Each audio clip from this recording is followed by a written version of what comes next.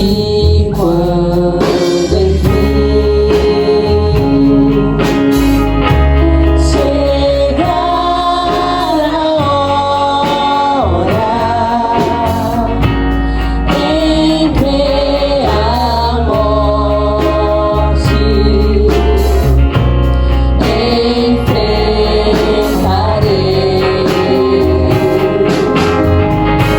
sem medo,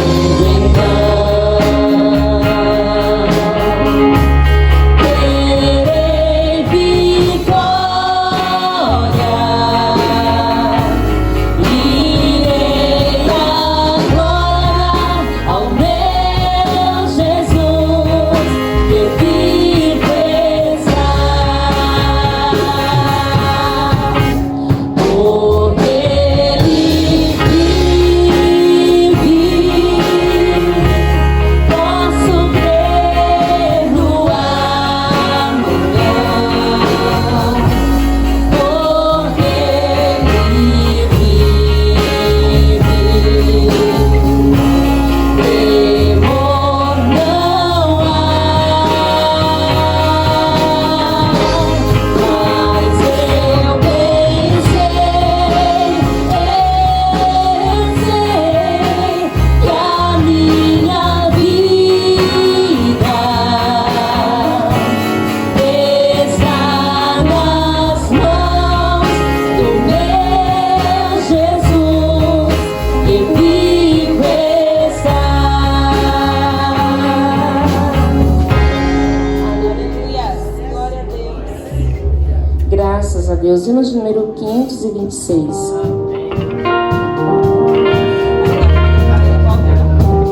Tá ligado aí, pai?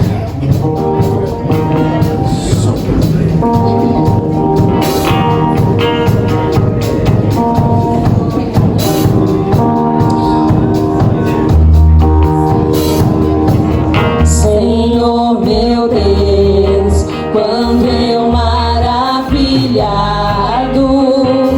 contemplo a tua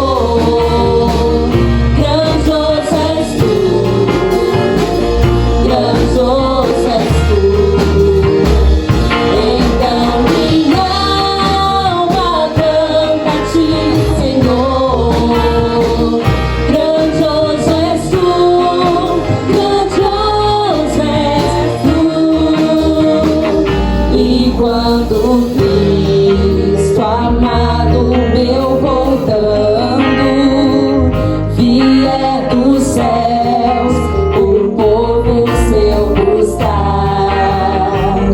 No lar eterno eu quero jubilando a sua santa face contemplar. Então minha alma canta a ti, Senhor. Grandioso és tu, grandioso és tu.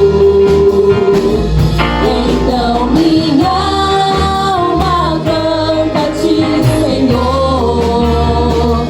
Grandioso és tu, grandioso és tu.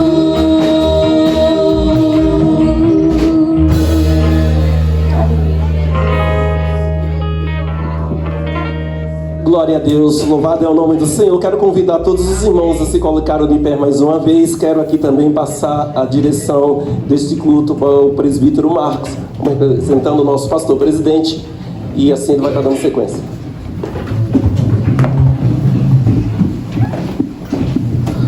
Cumprimentos, irmãos, na paz do Senhor Jesus Cristo, amém? Glória a Deus. Glória a Deus por mais esta manhã. É uma alegria poder estar aqui e contemplar esta igreja repleta de pessoas que estão dispostos a ouvir a palavra de Deus e, pelo visto, os casais bem unidos, bem felizes e alegres, porque estão aqui nesta manhã porque querem aprender algo para que possa fortalecer os seus laços familiares, amém? Eu trago aqui a saudação do nosso pastor Eduardo, pastor presidente. Não pôde estar conosco em vista das organizações que teremos no próximo final de semana e outros trabalhos que tem para fazer, e eu estou aqui representando o nosso pastor. Ele manda a saudação a toda a igreja de Toyohashi, a igreja de Iwata, aqui da região de Gamagori, não sei se tem alguém de Gamagori, e aqui de Shizuoka, amém? Saudamos a todos na paz do Senhor Jesus Cristo, que todos continuem firmes e fortes. E vamos fazer a leitura da palavra do Senhor aqui, em Eclesiastes, capítulo de número 4.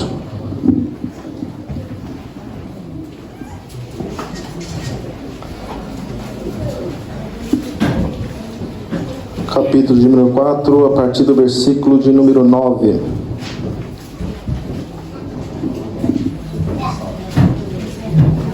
Eu quero aproveitar, antes da leitura, fazer a apresentação aqui do nosso querido e mestre, pastor Jamiel Lopes. Ele é ali do Brasil, da região de São Paulo, escritor, psicólogo, professor da escola bíblica, comentarista e autor de vários livros. Ele tem ótimos materiais para apresentar aos irmãos, que depois ele vai estar falando. E nós gostaríamos de saudá-lo nesse momento. E como é que a igreja saúda o nosso querido pastor? Veio do Brasil. Em nome do Senhor Jesus, esteja bem representado pela igreja, pastor. É uma honra poder recebê-lo aqui, em nome de toda a igreja. Amém, irmãos? E nesse momento vamos para a leitura. Capítulo número 4, versículo número 9, diz assim: melhor é serem dois do que um, porque tem melhor paga do seu trabalho. Porque se um cair, o outro levanta o seu companheiro. Mas ai do que estiver só, pois caindo não haverá outro que o levante. Também se dois dormirem juntos, eles se aquentarão, mas um só, como se aquentará? E se alguém quiser prevalecer contra um, os dois lhe resistirão. E o cordão de 3 dobras não se quebra tão depressa. Amém, irmãos? É uma satisfação, e eu prestei bem atenção no versículo agora, de estar só. Hoje eu estou só, mas a minha corda está esticada até ela moca. Então ela está bem resistente. Vocês estão aqui junto com as suas esposas, seus cônjuges, né, fortalecidos no Senhor. A minha está bem esticada, mas ela não arrebenta. Está lá na região de Totig, mas a gente tem o nosso laço em espírito, em amor, em fraternidade, e que todos nós possamos continuar assim, e que nós possamos aproveitar bem este momento aqui na presença do Senhor, e não despreze nada do que é falado aqui. Guarde no seu coração, que Ele vai fazer bons resultados na sua vida, e que nós possamos abrir bem o nosso coração e receber bem a palavra de Deus, porque uma terra bem trabalhada, uma semente germinará com muita alegria, com muita força e com as raízes bem profundadas. Amém, irmãos? Vamos orar e agradecer ao Senhor, e eu volto a passar a direção para o nosso pastor Givaldo, que estará dando a continuação do trabalho. Amém? Senhor, meu Deus e Pai, nós te louvamos e te agradecemos neste momento pela esta oportunidade de aqui estarmos, Senhor, ó Pai. Obrigado por esta manhã, Senhor, ó Deus, por nos abrir, Senhor, ó Deus, essa porta, para podermos ouvir mais uma vez, Senhor, ó Deus, a Tua palavra, Senhor, ó Deus, aquilo que o Senhor tem para nos ensinar, ó Pai.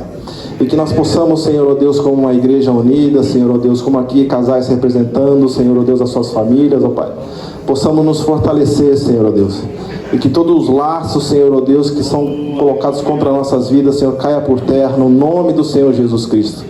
Porque tudo que fazemos é em nome de Jesus, Senhor, ó Deus, e assim a sua igreja prevalece firme e forte para todo sempre. É o que eu te peço e te agradeço em nome do Senhor Jesus Cristo. Amém. Amém, glória a Deus. Eu já quero pedir para o grupo de louvor se preparar para poder estar apresentando 2 louvores. E de antemão também aqui, já agradecer a cada um dos irmãos de cada congregação que estão aqui conosco nesta manhã. Também ainda temos alguns irmãos de Fujinomiya, que ainda está por vir, né, que deve estar a caminho. E eu creio que nesta manhã vamos sair daqui muito abastecida. Enquanto isso, o grupo de louvor louve ao Senhor com 2 louvores. E depois nós vamos estar entrando para a parte da contribuição e já vamos para a palavra também.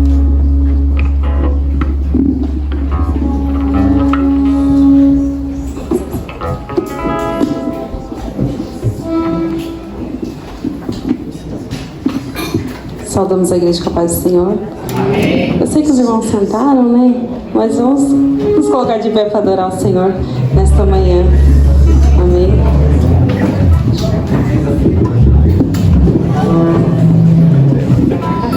Graças a Deus. Amém.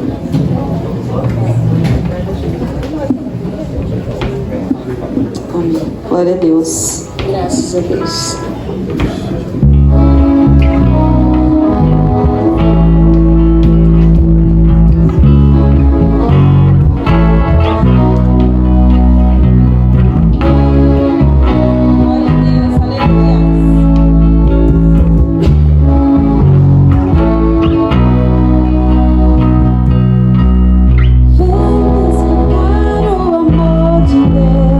Você e sua casa.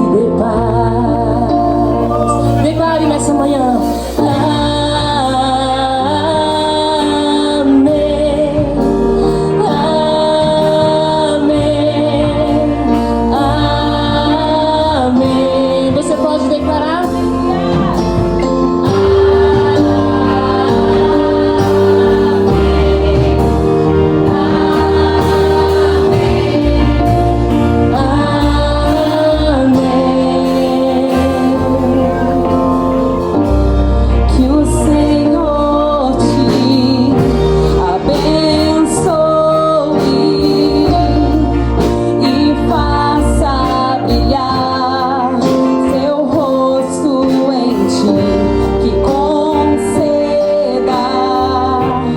sua graça e te dê paz.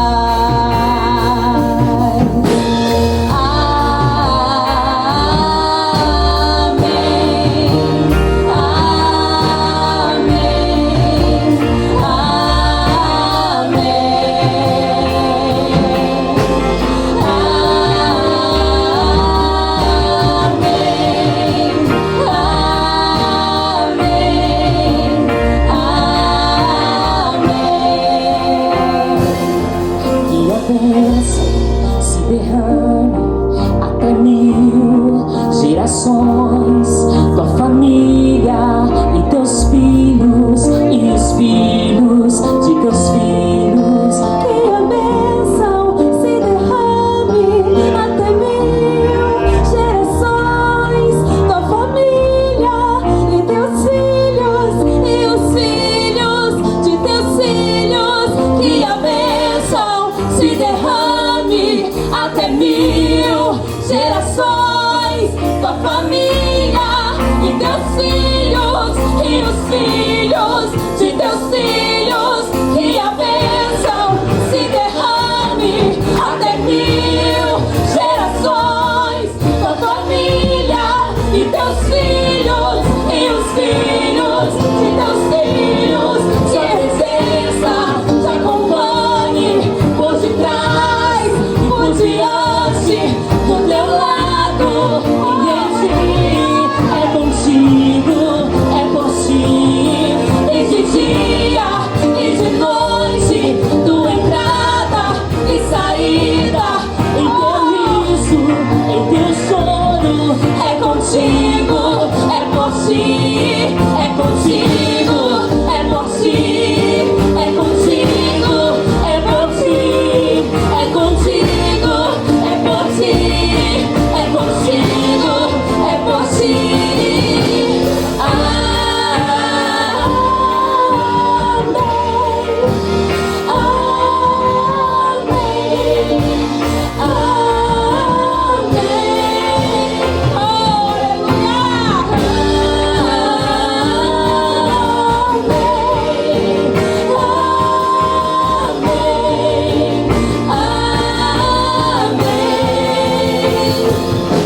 E a bênção se derrame até 1000 gerações, tua família e teus filhos e os filhos de teus filhos. E a bênção se derrame até 1000 gerações, tua família e teus filhos e os filhos de teus filhos. Sua presença te acompanhe por detrás e por diante, do teu lado e em ti. É contigo, é por ti, e de dia e de noite, tua entrada e saída, em teu riso, em teu choro. É contigo, é por ti.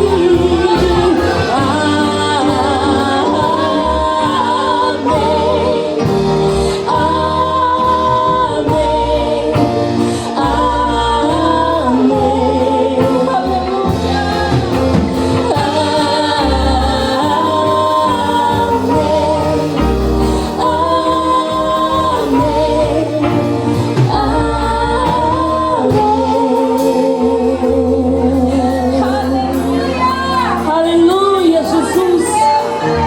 A bênção do Senhor é sobre a tua casa. Aleluia, Jesus. Aleluia, Jesus. Aleluia, faça morada, Deus. Aleluia. Seja abençoado. Seja abençoado. Seja abençoado.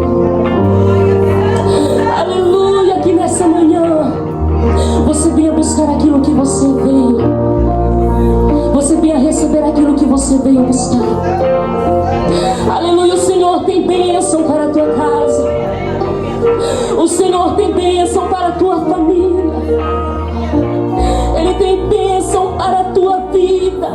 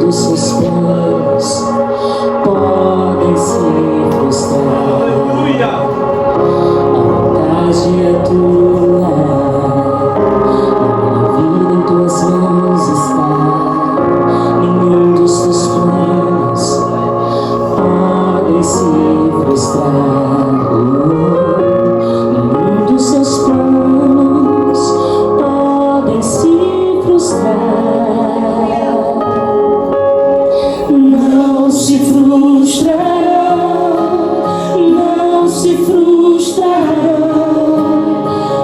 Os planos de Deus ninguém impedirá. Olha, pode o vento soprar, a terra pode se abalar, mas os planos de Deus ninguém impedirá. Aleluia, só quem crê. Aleluia, abre o teu coração nessa manhã.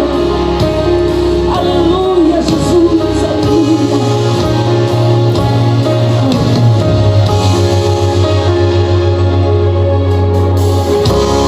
Nem sei eu que tudo podes, nenhum dos seus planos podem se frustrar. Sabe por quê?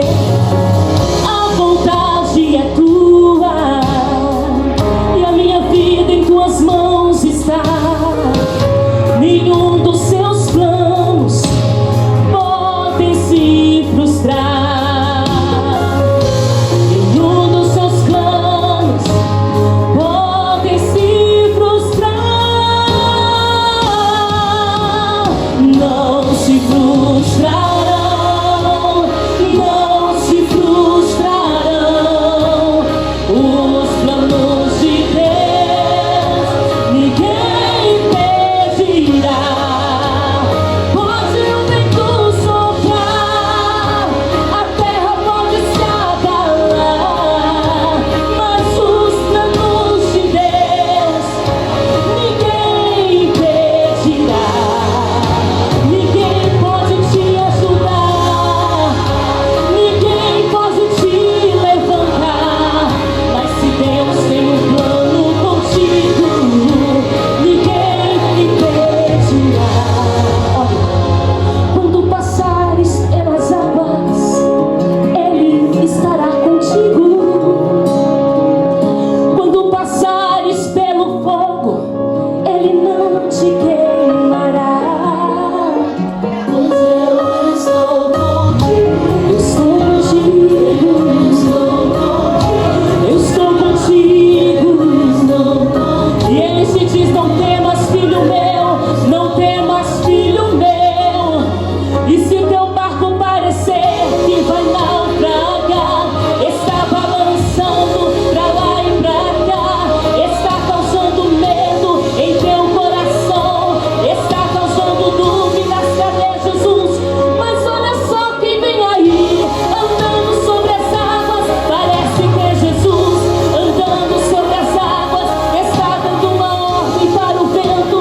Sou eu, dono do tempo, sou eu, dono daqui, sou eu, dono do mar, sou eu, sou eu, sou eu, sou eu, sou eu, sou eu.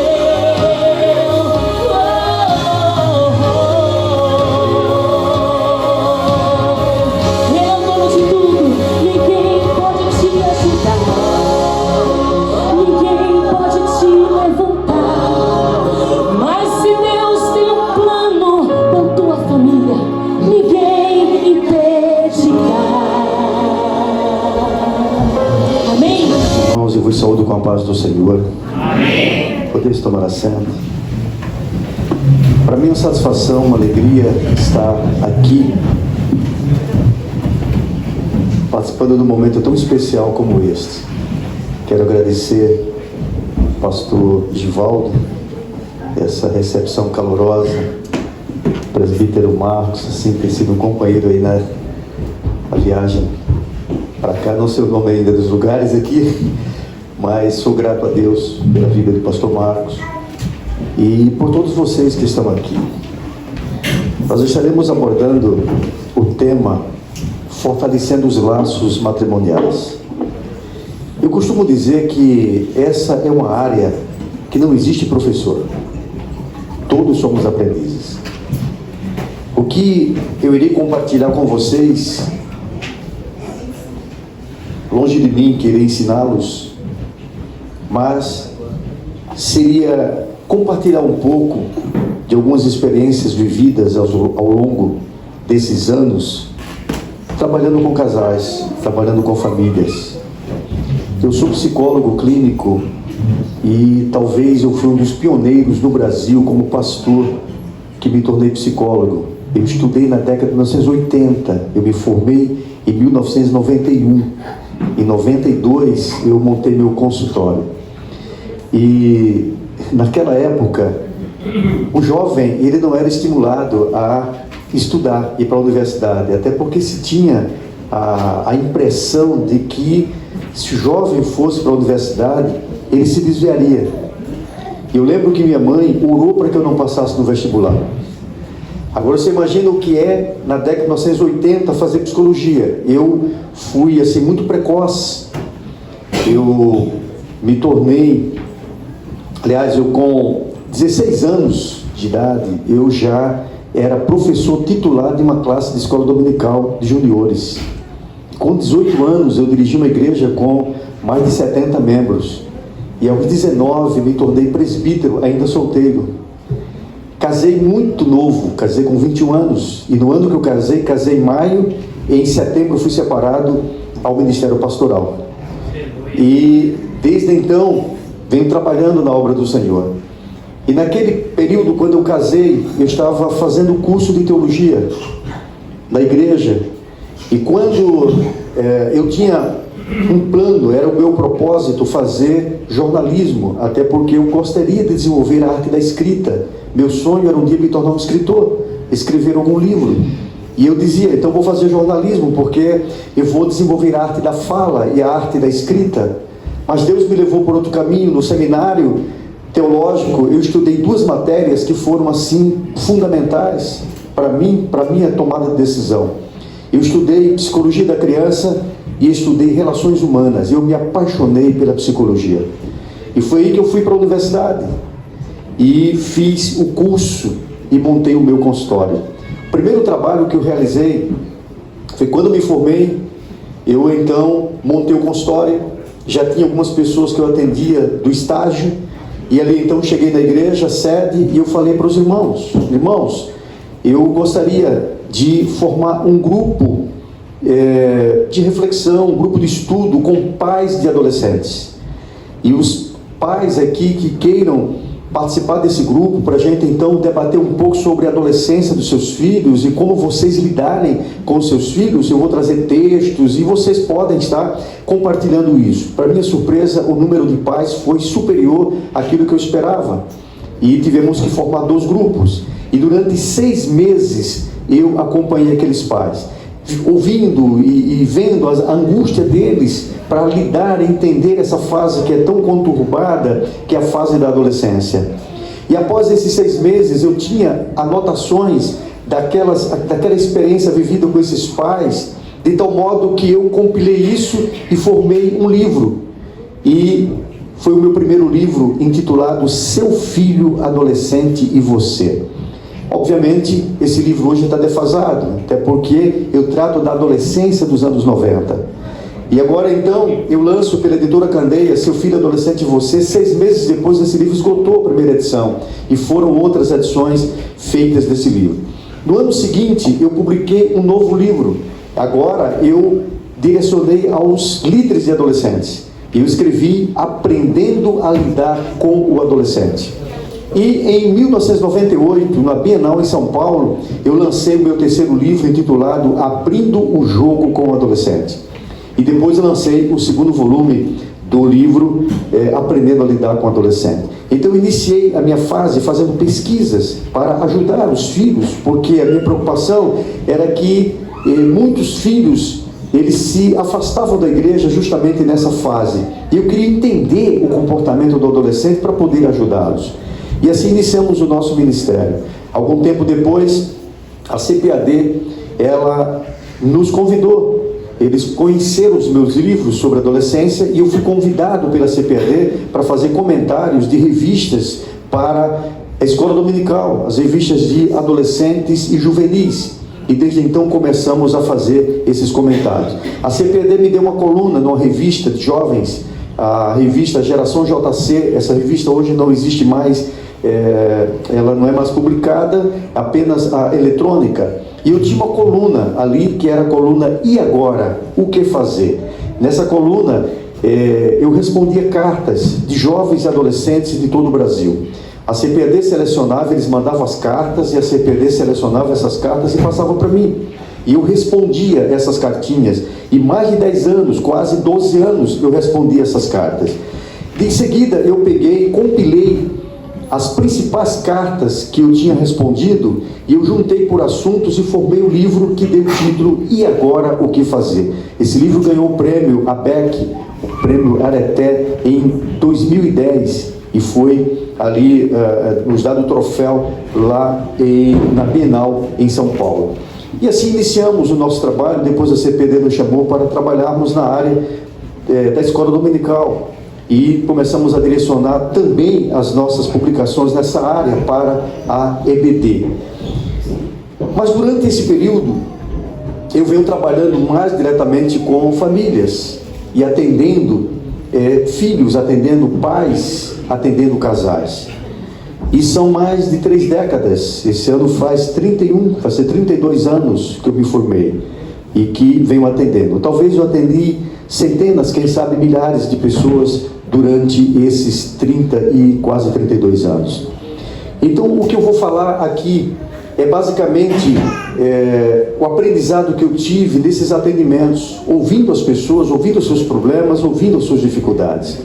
A vida a dois não é uma vida muito fácil de se viver, porque são duas pessoas diferentes. Mas, quando a gente aprende a viver, aprende a se relacionar, o relacionamento se torna uma bênção aqui na Terra, um verdadeiro céu aqui na Terra. Todo relacionamento, ele passa por fases de desgastes. Então, é necessário uma renovação. Eu comparo o relacionamento a um elástico, que você então pega esse elástico, você estica, ele volta, estica, volta, estica, volta, uma hora você estica e ele não volta mais. Significa que saturou.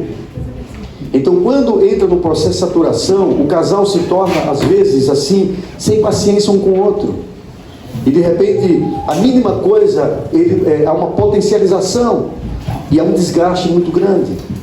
E por isso que nós precisamos passar por um processo de renovação, de renovar o relacionamento, renovar o casamento. Eu espero que essa manhã seja uma manhã de renovação. Eu espero que essa manhã seja uma renovação de votos, e que você saia com o seu casamento fortalecido, porque esta é a vontade de Deus, este é o plano de Deus para a sua vida. Passa o próximo aí. Eu vou ler mais uma vez o texto que foi lido aqui na leitura devocional. Eclesiastes capítulo 4, versículos 9 a 12. Observe que o texto começa dizendo: melhor é serem 2 do que 1, porque tem melhor paga do seu trabalho. Pois se caírem, um levantará o seu companheiro, mas ai do que estiver só, pois caindo não haverá outro que o levante. Também se 2 dormirem juntos, eles se atentarão, mas um só, como se atentará? E se alguém quiser prevalecer contra um, os 2 lhe resistirão, e o cordão de 3 dobras não se quebra tão depressa. Então observa aqui o propósito de Deus em relação ao casamento. Quando Deus ele estabeleceu o matrimônio, ele estabeleceu com alguns propósitos. Foram vários os propósitos. Dentre os propósitos do relacionamento está a perpetuação da espécie humana, a formação do lar, a formação da família. Dentre os objetivos de Deus estava também a preservação da pureza moral. Então, a criação da família. Mas a primeira razão da criação do casamento não foi a procriação. A primeira razão está no capítulo 12, versículo 18 de Gênesis, quando Deus criou o homem, e em seguida ele então viu que tudo o que ele havia feito era bom. Mas Deus percebe, o primeiro não é bom da criação. Ele disse: não é bom que o homem esteja só. É aí então que Deus ele cria a mulher. E é fantástico isso, porque o modo como Deus ele fez a mulher. Deus poderia ter feito o homem da mesma forma, a mulher da mesma forma que fez o homem. Deus ele pegou o homem do pó da terra, e eu imagino assim que de repente todos os elementos da terra foram se juntando ali e criando aquele boneco sem vida. E de repente veio o Espírito do Senhor e soprou nas narinas e deu fôlego de vida ao homem e lhe deu a vida. Mas Deus poderia ter feito dessa forma, mas Ele fez com que Adão caísse no sono profundo, e em seguida Ele pegou de uma das suas costelas, e dessa costela Ele formou a mulher. E não foi por acaso isso. Deus queria nos dar uma lição muito importante, de que é a lição de pertencimento. Um pertence ao outro. É por isso que quando Adão despertou do sono, ele disse: esta é osso dos meus ossos e carne da minha carne. Então Adão reconheceu que ela pertencia, havia uma ligação, porque ela fazia parte dele e ele fazia parte dela. Por isso que a Bíblia diz que os dois se tornarão uma só carne. Então Deus, Ele mostra que Ele não é favorável ao machismo, tampouco ao feminismo, porque o homem e mulher se complementam. E aí quando Ele fala da questão do companheirismo, este é o primeiro propósito da criação do casamento, é o companheirismo. E é muito difícil quando o casal ele perde isso. É quando há o companheirismo. Você está na fábrica, está trabalhando, está cansado, não vê a hora de chegar em casa. Por quê? Porque você vai encontrar o seu companheiro, a sua companheira. E ali os dois estarão juntos. Esse é o propósito de Deus. Mas quando o relacionamento ele se desgasta, e ele chega a um processo de desgaste, acontece o inverso. A pessoa fica fazendo hora para não chegar em casa. Porque a casa deixou de ser um lugar aconchegante. Você sabia que a palavra lar, ela é derivada do latim da palavra lareira? E o que é a lareira? A lareira é aquela parte onde se aquece na casa, onde tem ali aquele espaço quentinho, onde está aquela fogueira acesa, para que possamos nos aquentar. Então esse é o propósito de Deus, que o lar seja um lugar aconchegante, um lugar gostoso, um lugar desejado. Mas quando o relacionamento se desgasta, ele perde isso. E nós precisamos resgatar, passar por esse processo de mudança, por esse processo de transformação. O casamento, o passo próximo, é a mais íntima, satisfatória, duradoura e estável das relações humanas. Então, é a mais íntima, é a mais satisfatória, a mais duradoura e a estável das relações humanas. Então, o casamento, ele foi feito para toda a vida. No entanto, nós somos vulneráveis aos humores e sentimentos, ao comportamento, ao tratamento dispensado pelo cônjuge ou por qualquer outro evento externo. São situações que muitas vezes vêm de encontro à relação. E esses eventos, eles muitas vezes interferem no casamento. Como, por exemplo, o nascimento de um filho, os sogros, às vezes a interferência dos sogros, as dificuldades econômicas, problemas financeiros, os sucessos sociais e assim por diante. Então são elementos, às vezes, que eles trazem problema para a relação. E o casal precisa perceber esses momentos para poder resolver os problemas. Os problemas são inevitáveis. Você não consegue evitá-los, mas você pode realmente resolvê-los. E nós vamos aprender um pouquinho sobre isso, como você lidar de fato quando os problemas surgem, como você renovar a sua relação. Próximo, o texto, quando ele fala sobre dois é melhor do que um, ele está falando da sinergia. Então, a sinergia é o esforço coletivo, é uma cooperação. E é muito interessante porque quando há sinergia, a sinergia é 1 mais 1, ele é mais do que 2. Pode ser 3, pode ser 4. Pesquisas mostram que se você pegar uma tábua, e essa tábua ela é capaz de suportar um peso de 50 quilos, mas se você colocar duas tábuas, uma sobre a outra, essas duas tábuas juntas, elas suportarão mais que 100 quilos, porque as duas juntas, elas unem as forças de tal modo que elas se tornam mais resistentes. É assim na questão da relação. Duas árvores plantadas juntas, as raízes se misturam e elas se tornam mais fortes. Então, esse é o espírito de cooperação. Quando nos dividimos, quando de repente nos separamos, nós perdemos essa força. Então é muito importante essa união do casal. O casal está junto para poder fortalecer a sua relação. A vida familiar, ela fornece muitas oportunidades para se observar e praticar a sinergia.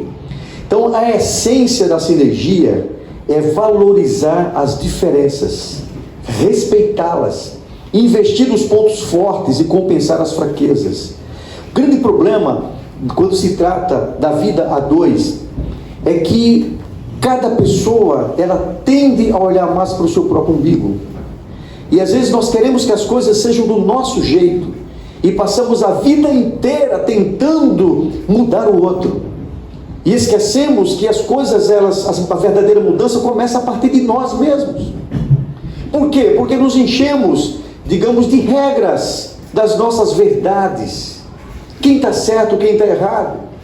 E como eu já atendi inúmeros casais, geralmente eu coloco os dois, um frente ao outro, e eu fico de fora, né? Porque diz que em briga de marido e mulher não se põe a colher.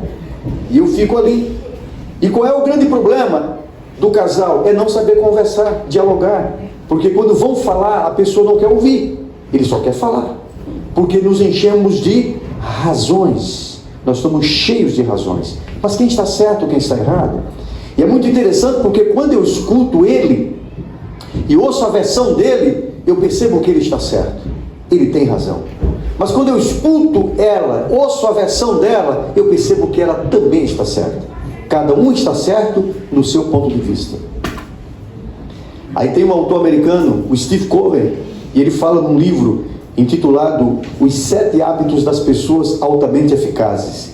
E nesse livro ele fala, o 5º hábito é compreender primeiro para poder ser compreendido. E é coisa difícil. É eu ter a capacidade de olhar o mundo com os olhos do outro, não com os meus próprios olhos. É difícil. Mas é importante você perceber que a pessoa com quem você vive é diferente de você. E se você conseguir compreender isso, muitas coisas vão se resolver no seu casamento, no seu relacionamento. Agora imagina, nós somos aquilo que nós acreditamos. São os nossos pensamentos, é como você vê, é como você enxerga, é como você interpreta o mundo. Agora imagina uma menina que foi criada num ambiente onde ela foi extremamente cobrada. E essa garota, ela, quando levantava, a mãe exigia que ela forrasse a cama, que ela arrumasse o quarto, que ela deixasse tudo impecável. E essa garota, a mãe exigia que ela lavasse a louça, e a mãe ainda passava o dedo para ver se não tinha gordura. Se tivesse, ela tinha que lavar de novo. Então essa garota, ela ia de repente sentar-se um pouco para ver TV ou um desenho animado, mamãe já chamava e lhe dava atividade. E ela então vai desenvolvendo alguns hábitos, e esses hábitos vão se transformando em traços de personalidade. E o que é um traço de personalidade? É um conjunto de hábitos. Um traço de personalidade é aquilo que caracteriza uma pessoa. E nós aprendemos, nós desenvolvemos padrões e repetimos esses padrões. E essa menina, com o tempo, ela vai aprendendo que as coisas têm que ser daquele jeito. E ela cria alguns traços de personalidade. Dentre os traços, um deles é a organização e a limpeza. E ela então se torna extremamente exigente. Tudo tem que estar no seu devido lugar, nada pode estar fora do lugar. E ela fica apavorada quando vê as coisas desarrumadas. E ela vai levar isso para a vida dela, para o trabalho dela. Ela vai levar isso para os relacionamentos dela. Ela vai levar isso para o casamento dela. Agora imagina aquele menino que cresceu no lar onde mamãe fazia tudo para ele. Ele acordava, deixava a cama um ninho, mamãe vinha e forrava a sua cama. Ele saía para brincar, espalhava os brinquedos no meio da casa e largava tudo para lá, mamãe vinha e catava cada brinquedo e colocava dentro da caixa. Ele chegava lá da escola, ele sequer tinha o trabalho de se abaixar para tirar o sapato, ele fazia só assim, ó. Dava um chute, o sapato no meio da casa, ele tirava a meia, o uniforme, jogava lá em cima do sofá, mamãe vinha, apanhava e guardava tudo. Ele levantava de manhã, de repente já tinha lá um pãozinho fumegando e um café quentinho esperando por ele. E ele então comia, e sequer tirava o prato da mesa e levava para a pia. Porque mamãe fazia isso para ele. Lavar, muito menos, ele é homem, e o homem não vai lavar prato. E ele cresceu assim. E ele desenvolveu também alguns traços. E é interessante que isso vai se tornando regra na vida da gente. Ele vai levar isso para os relacionamentos dele. Ele vai levar isso para o trabalho dele. É aquele que sai e deixa a luz acesa. É aquele que vai no banheiro e deixa a torneira aberta. É aquele que simplesmente vai e estaciona o carro onde não deve. É aquele que acha que o mundo inteiro tem que fazer tudo para ele. Ele vai sempre achar que tem uma mamãe que é obrigada a fazer tudo para ele. Mas ele aprendeu desse jeito. Vamos complicar as coisas? Esses dois se encontram, se enamoram e resolvem se casar. E aí, eles vão para a lua de mel. E quando então chega em casa, sabe assim, aquele momento tudo cheirando a novo, e ela caprichosa, ela pegou uma coxa de cetim, ela ornamentou o seu quarto, ela pegou umas almofadas do formato de coração e colocou lá, decorou a cama está linda. Ela comprou um cesto de roupas e colocou lá no banheiro. E de repente ele vai tomar o primeiro banho. E ele entra no banheiro, abre o chuveiro, cantarolando, ele está feliz, eles estão em lua de mel. E de repente ele dá um berro, um grito: "Bem, traz a toalha!" E ela então diz: "Mas como assim? Ele foi para o banheiro tomar banho e ele não lembrou de levar a toalha." Mas tudo bem, estamos em lua de mel. E ela vai lá e leva a toalha para ele. Daqui a pouco ele dá outro grito: "Bem, faltou a cueca." E ela diz: "Mas também ele não lembrou da cueca."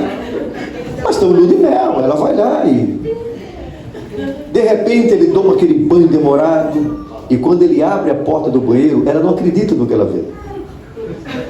Porque ele não viu o rodo, que era para puxar a água. E o banheiro está encharcado, está cheio d'água. E não só isso, ele não viu que tinha um cesto para colocar a roupa dentro. Ele simplesmente jogou aquela roupa no chão e a roupa está encharcada ali no meio daquela água. Ela começa a ficar apavorada, ela respira fundo e diz: "Não, estou em lua de mel." Mas de repente acontece o inesperado.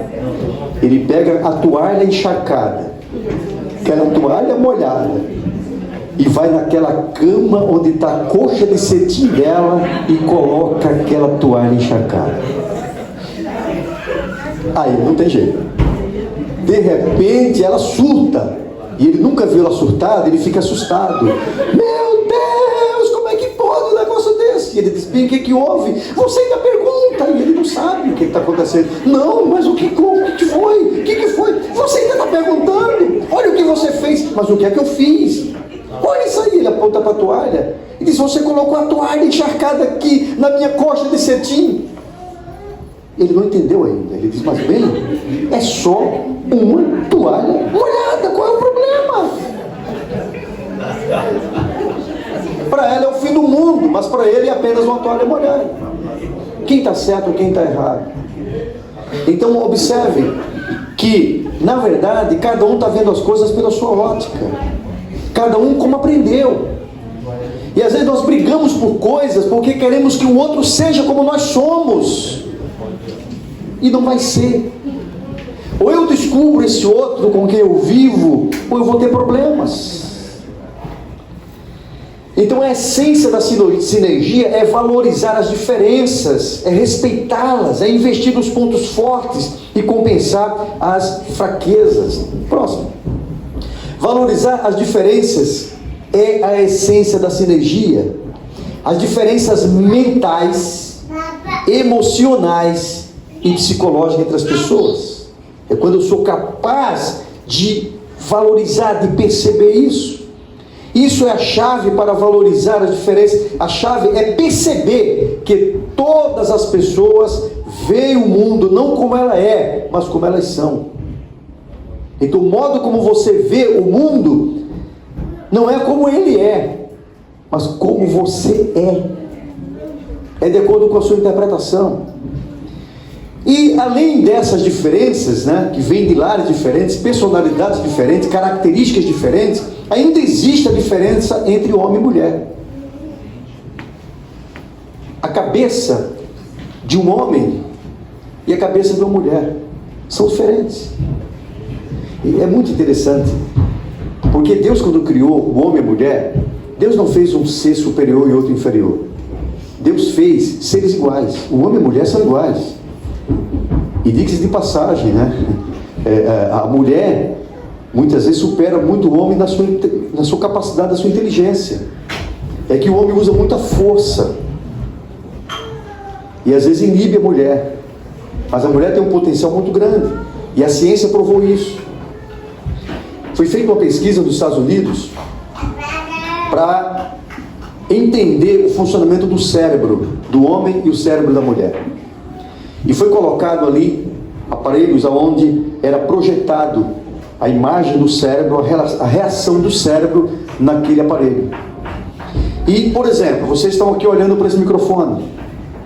Nesse momento, a pesquisa mostrou que quando o homem olha para um objeto como esse aqui, qualquer estímulo, estímulo visual, auditivo, tátil, enfim, então mostrava-se que algumas áreas do cérebro, elas eram estimuladas.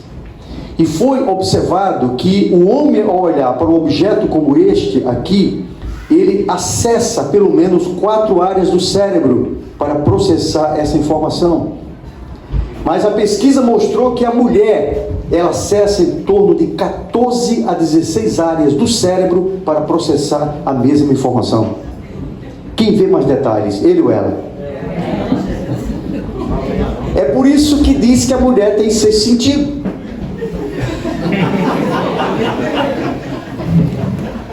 Ela vê mais. E foi visto também o seguinte, que a mulher, ela enxerga 180 graus mais do que o homem. Ela vê mais do que eles. O homem enxerga mais a distância. O homem tem uma visão de túnel. É por isso que à noite o homem dirigindo, aqui você não tem tanto esse problema das estradas, mas no Brasil aquelas estradas não são duplicadas, que você tem que fazer ultrapassagem. E aí você está com a esposa assim, ela fica morrendo de medo, porque não vai dar tempo, não vai dar tempo. A gente sabe que dá tempo, mas ela acha que não dá, porque a mulher não enxerga a distância e o homem vê a distância. A mulher, ela tem uma visão lateral muito grande, é por isso que nada escapa dos olhos dela. O homem, para ver alguma coisa, ele se denuncia, ele olha assim, né, que deixa a pessoa às vezes, ele se denuncia. Mas a mulher não, ela já viu, Deus tem já viu. Quando a mulher chega no ambiente, é interessante, né? Ela entrou aqui, ela não encarou ninguém, mas ela já viu roupa, cabelo, sapato, já viu tudo. E eu era curioso para saber por que as mulheres costumam ir juntas para o banheiro. Estou no restaurante, daqui a pouco, fulano, vamos no banheiro. Aí vai aquele bando lá pro banheiro. Pega mal se fosse com o homem, né? Fulano, vamos no banheiro. Aí já não dava certo esse negócio. Mas as mulheres vão. Mas por quê? E eu descobri que primeiro elas vão retocar a maquiagem.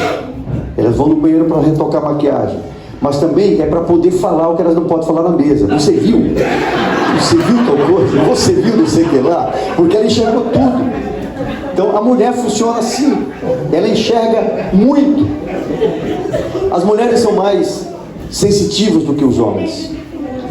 E às vezes a mulher não compreende o homem, porque o homem não é assim. O homem, ele tem uma capacidade mais de objetividade. Então se você chegar para o seu marido e pedir alguma coisa para ele, primeira coisa, se ele estiver ocupado, se ele está no celular, se ele está no computador, se ele está vendo a televisão e tudo mais, ele vai confirmar tudo que você diz. Fulano, faça aqui, sim, tá, ok, sim. Que o homem não consegue fazer 2 coisas ao mesmo tempo. Depois você vai chegar para ele e dizer o seguinte, bem, e aquilo lá que eu pedi para você fazer? Não, você não pediu para mim não. A mim não, você não pediu não. Claro que eu pedi, ele confirmou tudo, mas não gravou nada. Porque a mente do homem, ele não consegue gravar 2 coisas ao mesmo tempo. Então, é importante que você dê, olha para mim, ou seja, desliga lá e vê o que eu estou falando. A mulher, ela é o seguinte: imagina você está fazendo uma viagem de carro e passa na frente de um restaurante, uma lanchonete, sei lá, e aí a mulher chega para o marido e diz: bem, você quer tomar um café? Ele diz: não, eu não quero. E ele prossegue a viagem. E aí vai acontecer o seguinte: a mulher vai ficar ali em silêncio. E principalmente dirigindo, né? É difícil a mulher ficar calada. Ela vai saber: cuidado, olha, fica lá. Então é o piloto ali que vai dando ali as coordenadas para ele, né? Mas se a mulher ficar calada, é tolerável até 7 minutos. 8 minutos tem problema. Aí ele percebe que tem alguma coisa, ele chega para ele e diz: bem, você está calada? Algum problema? Nada. Ele diz: não, mas o que houve? Nada. Como nada? Aconteceu algum problema? Eu queria que você parasse ela da lanchonete atrás, você não parou. Mas peraí, você não falou isso. Você perguntou se eu queria café. Eu não queria. Eu não parei por causa disso. Naquele período que ela ficou em silêncio, ela ficou dizendo o seguinte: ele não pensa em mim. Tá vendo? Eu não sou nada para ele, porque ele podia ter parado. Ele não parou. Então, e não é nada disso. Ele apenas não assimilou. E aí, maridos, fiquem atentos. Fiquem atentos. Entendeu? Quando ela disser: bem, você quer um café? Diga: não quero. Mas se você quiser, eu paro para você. Então o que ela está querendo? Um pouco de atenção, só isso. E às vezes o homem não consegue captar isso. Então são diferenças básicas, né? Questão da visão da mulher. A mulher, ela percebe muito as coisas. Você já viu o homem achar coisa em gaveta? Geladeira, mas parece que é uma coisa, né? A esposa diz assim: bem, vai lá na geladeira e pega a margarina. A gente abre a geladeira e não viu a bendita margarina. Aí diz: bem, não está aqui não. Ela diz: está aqui, eu coloquei. Ele volta, ele olha lá, não está a margarina. E quando ela vem, diz: aqui é o quê, hein? Então a mulher, ela vê detalhes. Irmãos, Deus é tão perfeito que Ele fez homem e mulher para se complementarem. O homem, ele é mais objetivo, e a mulher precisa aceitar exatamente isso, essa direção, porque o homem, ele é mais rápido, ele é mais, a mulher prende a detalhes. Mas o homem que também não presta atenção no que a mulher fala, ele quebra a cabeça. Certo? Por quê? Porque a mulher enxerga mais do que ele. Então, quando o casal se afina, dá mais certo. O homem tem um problema, né? Que é o medo que a mulher mande nele. Certo? Então, assim, ouça a sua esposa, isso você não vai deixar de ser menos homem, mais ou menos homem do que você é. Certo? Então é o diálogo. É os dois conversarem.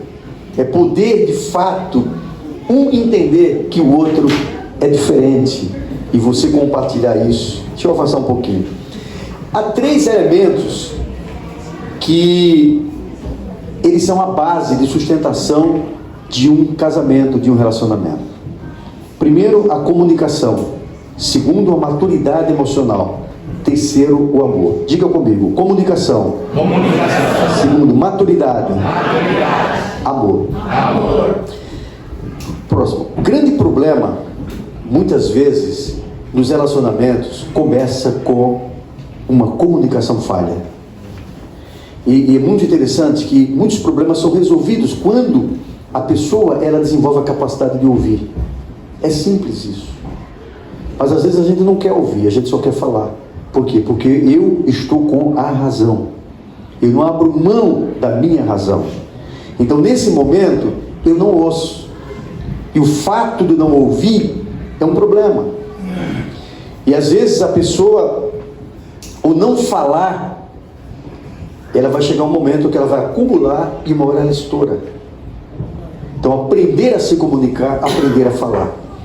Então, esse problema da comunicação, de você falar, às vezes guardamos, implodimos. E a implosão ela traz problemas, e até de saúde. Eu vejo pessoas, casais, cônjuges, que desenvolveram inclusive depressão por causa disso. O fato de não conseguir falar. E aí vem uma questão, armas que às vezes se usa na comunicação. O homem, ele usa uma arma, e que essa arma, ela quebra a comunicação, e a mulher para de falar. E a arma usada pelo homem é a explosão, é o grito. Toda vez que a mulher vai falar, vai reclamar, ele se altera, troveja, né? E não é a mesma coisa, o homem gritar e a mulher gritar, que às vezes eu já tenho falado para maridos, eles dizem, mas ela grita também. Eu digo, mas você já percebeu como é diferente? A mulher, os filhos estão em casa e ela grita, ô menino, não sei o que lá, menino, e eles estão lá. Agora quando ele diz assim, ô menino, você já corre para debaixo da cama. Você encontra, por exemplo, duas mulheres discutindo, às vezes torna até engraçado. O que vai acontecer é o seguinte, vão puxar no cabelo da outra. Agora, quando tem dois homens discutindo, a tendência nossa é nos afastar, porque pode sair faca ou sair ali bala. Então, sai de perto. Então, o homem às vezes usa isso, que é troveja. E isso é uma forma de dizer assim, eu não quero te escutar. E a gente precisa aprender a ouvir o outro. Ouça, para depois você poder falar. E tem uma coisa que é muito importante, que a gente precisa aprender a lidar, é com a ira. A ira é um pequeno momento de loucura. A ira é uma perda total de razão. Uma pessoa irada, ela é capaz de cometer coisas que jamais ela seria capaz de fazer num bom senso. Então, controlar isso. Paulo, ele nos ensina dizendo, irai-vos e não pequeis. Não deixe o sol se pôr sobre a vossa ira. E ele não está dando aqui o aval para ninguém se irar. Ele está dizendo o seguinte, irai-vos e não pequeis. É possível que em algum momento da vida você fique irado. É possível. Ele diz, mas não peque, ou seja, não extrapole. Aí diz assim, mas se você extrapolar, ele diz, não deixe o sol se pôr sobre a vossa ira. Não vá para a cama sem resolver isso.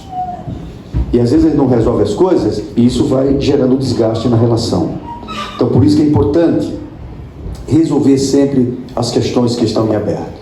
E aí vem uma questão que é muito importante, é você reconhecer que o outro pode estar errado, mas você também tem a sua contribuição. Então quando nós somos capazes de fazer essa leitura, a nossa relação ela melhora. Então às vezes a gente precisa voltar um pouquinho, deixar um pouquinho o seu ego e buscar a reconciliação. Às vezes temos que abrir mão de alguma coisa para poder essa relação ela melhorar. Porque o que vocês ganham?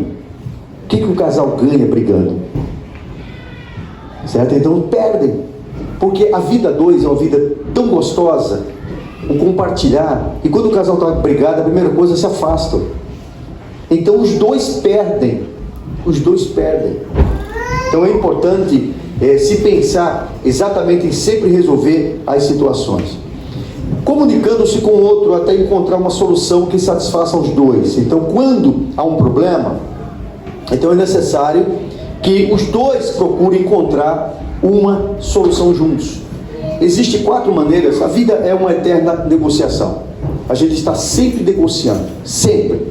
Você está no trânsito, na ultrapassagem, você está no seu trabalho, a gente está sempre negociando. E numa negociação, existe 4 formas. Existe a primeira forma, que é o ganha-perde. Existe a segunda forma, que é o perde-ganha. Existe a terceira, que é o perde-perde. E existe a quarta, que é o ganha-ganha. No ganha-perde, eu ganho, você perde, o outro perde. É quando eu não abro mão, eu estou certo, ponto. É aquela pessoa que ela não aceita de forma alguma nenhum comentário, porque ele se coloca na posição de que ele está certo e o outro está errado, e ele não quer ouvir esse outro. O que acontece? Os dois saem perdendo, porque você ganhou, mas você perdeu. Você não tem o afeto, você não tem ali a outra pessoa do seu lado, então continua perdido. O perde e ganha é aquela pessoa que está sempre abrindo mão de si. para não ter briga, para não... E ele está sempre abrindo mão. O que acontece? Quando a pessoa está sempre fazendo isso, uma hora ela cansa. Porque ela simplesmente está abrindo mão, mas não tá bem para ela. E você vai ver o quê? Acontece muito isso. A pessoa doente, psiquicamente doente, às vezes ela se torna uma pessoa irritadiça, e ela desconta às vezes nas crianças, nas panelas, certo? Fica bravo, nervoso, nervosa, certo? Por quê? Porque não consegue falar para o outro que aquilo está lhe machucando. Então eu quero conclamá-los a resgatar a comunicação no seu lar. Fale. Tenha a humildade de ouvir. Ouça o que o outro está dizendo. Como desenvolver uma comunicação sinérgica? Eu coloco ouvir com empatia. Você ouve de forma empática. É você procurando compreender a razão da atitude ou do comportamento do outro. Você chegou da fábrica e de repente você foi tratar com sua esposa e ela está nervosa. Qual é a reação natural nossa? É reagir. É a reação. Ou então, o seu marido chegou em casa e você está feliz esperando ele chegar e de repente ele chega irritado e de repente, poxa, peraí, eu não fiz nada com você. Mas quando a gente faz a leitura, o que será que aconteceu? Então as coisas têm sempre uma razão. E quando a gente consegue compreender isso, que é você entender o comportamento do outro, é você fazer uma leitura do que está acontecendo com o outro, a relação ela melhora. Então é importante você procurar conversar. Às vezes tem situações que não dá para conversar naquele momento, certo? Não dá para falar naquela hora. E se perceber que aquilo vai gerar uma discussão, então não fala naquele momento, mas precisa ser tratado. Que se não for tratado, vai ser guardado, e isso vai gerar um problema. Outra coisa é procurar diagnosticar antes de prescrever. Nós somos muito peritos na prescrição. A gente tira as conclusões e já age como se aquilo de fato tivesse acontecendo. A gente age pela emoção, mas precisamos ser mais racionais e diagnosticar, procurar entender o que está acontecendo e em seguida compreender e perceber. Então, quando procuramos compreender real e profundamente os outros, abrimos as portas para soluções criativas. É quando eu procuro entender, eu procuro compreender. Às vezes tem situações que elas me chateiam, e é normal, nós somos seres humanos. Mas se você entender, você só vai compreender isso a partir de uma comunicação. O Aristóteles, o filósofo que viveu antes de Cristo, ele foi uma das primeiras pessoas que falou sobre a relação de causa e efeito que existe no universo. Ele diz que toda causa tem um efeito e todo efeito tem uma causa. Mas ele falava sobre uma coisa muito importante, que ele falava sobre a finalidade ou a causa final. Um exemplo, uma criança está ali brincando e ela joga uma pedra e quebra uma vidraça. Você tem uma causa, você tem um efeito. A causa, uma pedra tirada. O efeito, uma vidraça quebrada. Isso não muda. Mas a forma de você encarar aquela situação, a interpretação que você vai dar, é que vai realmente ser o motivo de compreensão ou motivo de uma briga. Vamos trazer aqui 3 hipóteses. Hipótese número 1. O menino estava brincando e acidentalmente ele jogou a pedra e quebrou a vidraça.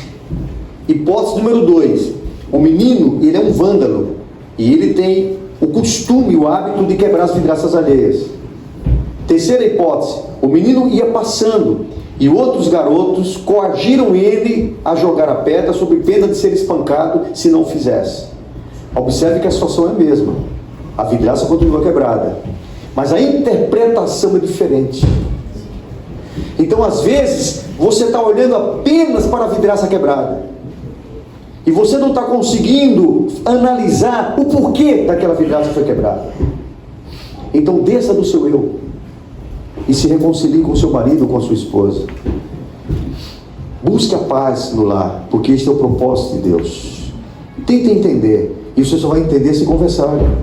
Então o diálogo ele é fundamental para isso, certo? Eu atendi um casal muito interessante, eles eram muito diferentes.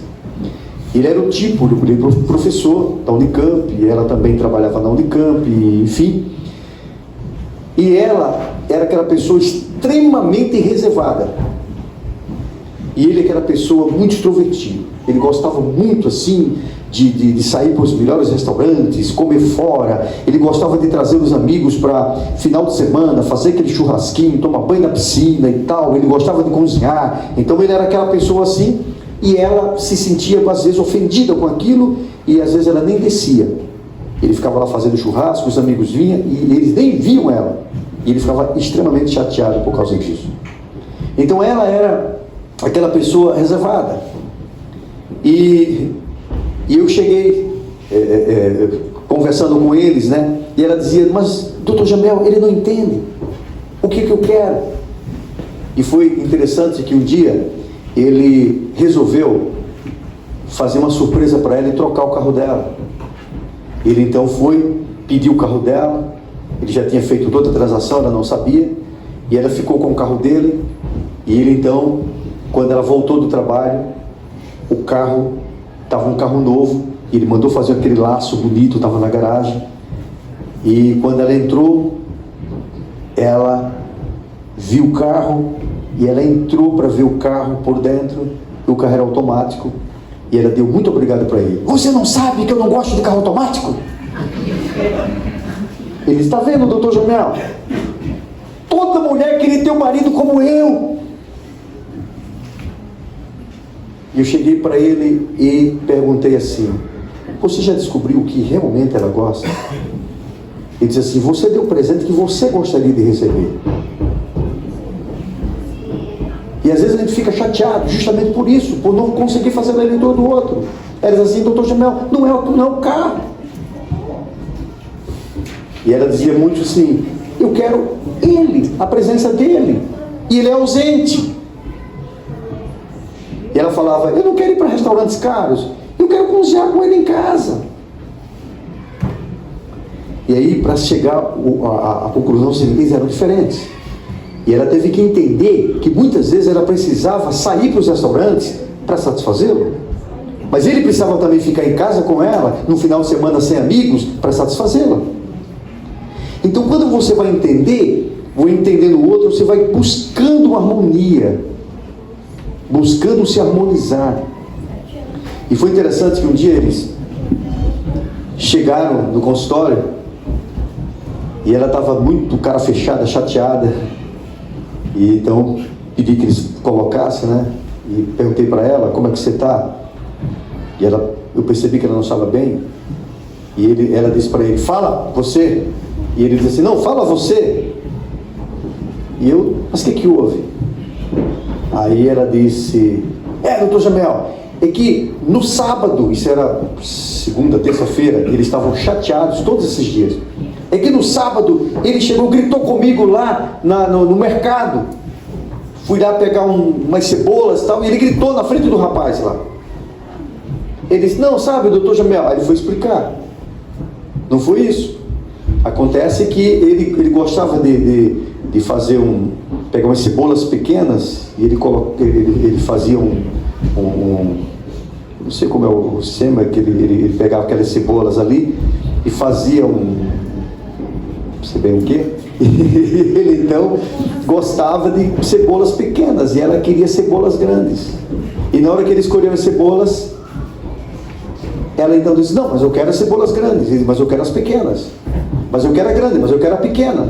E de repente ele gritou com ela na frente do rapaz. Eu então comecei a conversar com eles. Qual era a solução disso? Levar um pouco de cebolas grandes e um pouco de cebolas pequenas. Qual é o problema? Então a questão, e no final eles riram, né? E eu disse, olha, vocês perderam de graça um final de semana por uma besteira. E a gente se perde exatamente com coisas bobas, coisas pequenas, coisas que poderiam ser de fato resolvidas. Então compreender é muito importante para você viver bem. Segunda coisa, que é um grande problema, é a questão da maturidade emocional. Eu tenho visto muitos casais que se amam, se gostam, mas tem um problema muito sério pela imaturidade. Esse é um dos maiores problemas que afetam o relacionamento. Muitas pessoas, apesar de se amarem, não conseguem viver bem por falta de maturidade, que é a questão da inteligência emocional. A imaturidade emocional, ela gera sentimentos como insegurança, ciúmes, traumas complexos, timidez excessiva, medo do fracasso, autocrítica. Então são sentimentos que muitas vezes estão ali e que prejudicam. É muito importante a pessoa ela perceber as suas dificuldades internas. Às vezes a gente transfere para o outro a responsabilidade, às vezes, dos nossos problemas, porque a gente quer que o outro entenda. Deixa eu dizer uma coisa para você: a sua felicidade não depende do outro. E quando a gente busca isso no outro, a gente está sempre cobrando esse outro. E esse outro, ele vai estar sempre aquém da sua expectativa. Nós projetamos o marido ideal, projetamos a esposa ideal, projetamos filhos ideais e vivemos frustrados o tempo inteiro porque esse marido nunca vai ser esse ideal que você traçou. E essa mulher nunca vai ser a mulher, esse ideal que você traçou. Ou você percebe a pessoa real que está do seu lado, ou você vai eternamente viver uma pessoa frustrada na sua vida. Então é importante você procurar conhecer a pessoa que está do seu lado. E muitas vezes essa insegurança ela vem lá da infância, na formação da sua personalidade. A vida é assim. Hoje nós somos o resultado de toda uma vivência, de uma história de vida que começa na vida intrauterina. O nascimento, o parto, a vida na infância, o ambiente familiar que se foi criado, os valores que foram formados, as crenças que foram estabelecidas, boas e ruins, certo? Além dos traumas emocionais vividos, os bullies que você sofreu, e às vezes pessoas até que sofreram abuso sexual, certo? Então tudo isso foi formatando a pessoa que você é. E a sua mente é o resultado disso. E aí nós vivemos um condicionamento mental e passamos a repetir esses padrões de comportamento. E passamos a enxergar a vida dessa forma. E muitas vezes nos tornamos uma pessoa insegura. E achamos que vamos perder o tempo todo. E tem pessoas que não sentem paz, não sentem tranquilidade, porque ela está sempre se sentindo como se estivesse competindo com outras pessoas e que ela vai perder. E a gente só se sente dessa forma quando a gente compara. Deixa eu dizer para você uma coisa: você é único, é única, você é sem igual.